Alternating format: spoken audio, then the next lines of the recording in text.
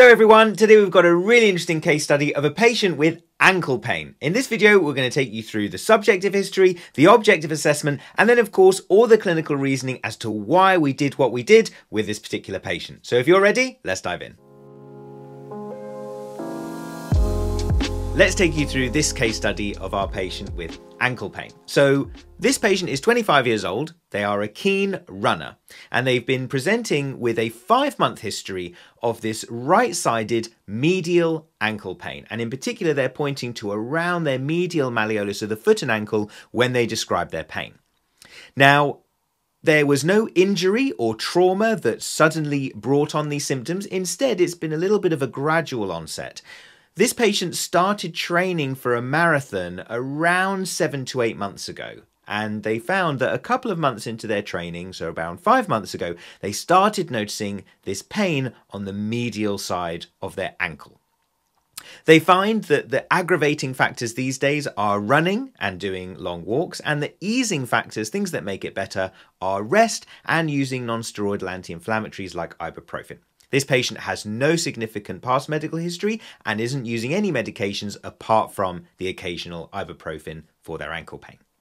So next, let's go on to the objective examination. So first of all, when this patient comes in, we find that they present with an antalgic limping sort of gait. And in fact, one thing that I will sometimes do with these patients when they explain that walking is one of their aggravating factors, I will ask them to walk until the point that it starts to feel a little bit sore, just so that I can have an idea of the capacity of how much they can walk, but also to see what happens when they start walking to the extent that it's irritating them. He presented with pes planus bilaterally, which means a slightly flatter foot, where we find the medial arch of the foot seems to be sitting a bit lower, with the foot angling into a little bit of pronation. Palpation. This patient was specifically tender around the medial foot and ankle, particularly just inferior to the medial malleolus of the ankle on the medial side. When we looked at active range of movement for this patient, he actually had full movement through the ankles and feet on both sides, but we find that when he does active inversion of the right foot, his painful side, it seems to aggravate his symptoms.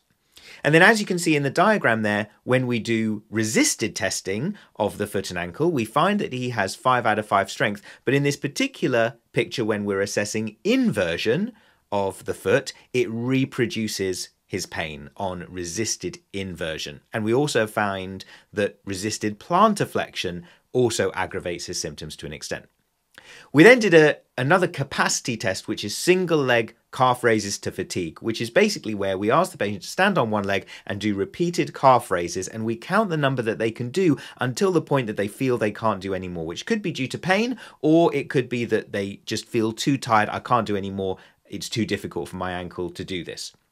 And for him, he was able to do 20 on his left, but only 6 on the right-hand side.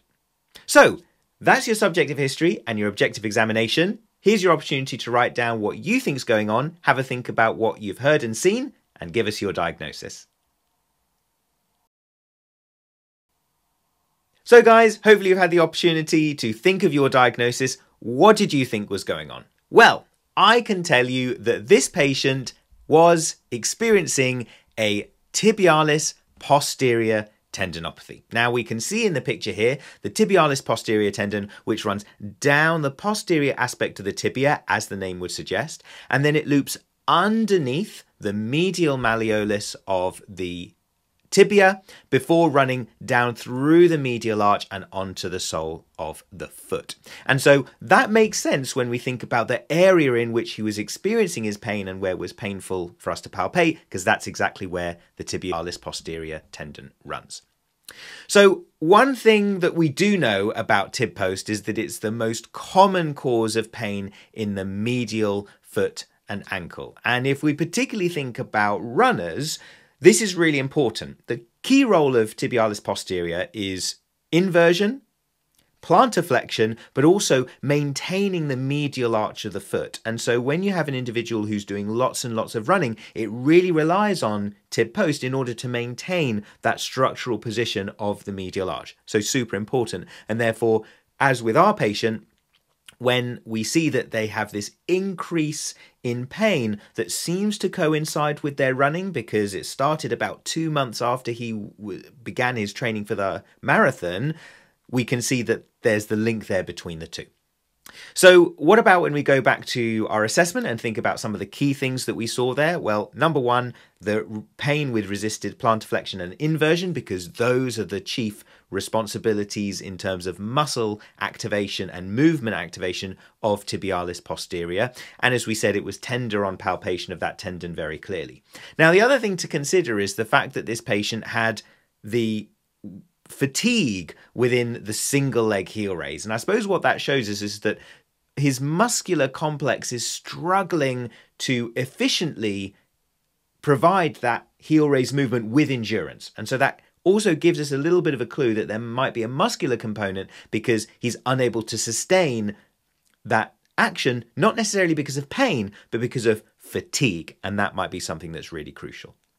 Okay, so having gone through the reasoning, what did we do to treat this patient? Well, first of all, there's a couple of general concepts that are important to understand. First of all, this person's symptoms have come on with the gradual increase in running, and therefore we would be doing this patient a disservice if we didn't speak to them about load management and trying to control their running with their running distances. So it's really important that you sit down with your patient, work out a diary of how far they can go before their pain starts, how far they can go before they fatigue, and therefore work out a gradual increasing plan of how they can progress their running from a position that's manageable for them, not irritating their symptoms, and then gradually building that up step by step as they get stronger with your rehab to make sure that they then can do the distances that they need to do. And particularly for this gentleman, we know he needs to go for the distance of a marathon, so he needs to do a lot. So this is a really important part of our therapy.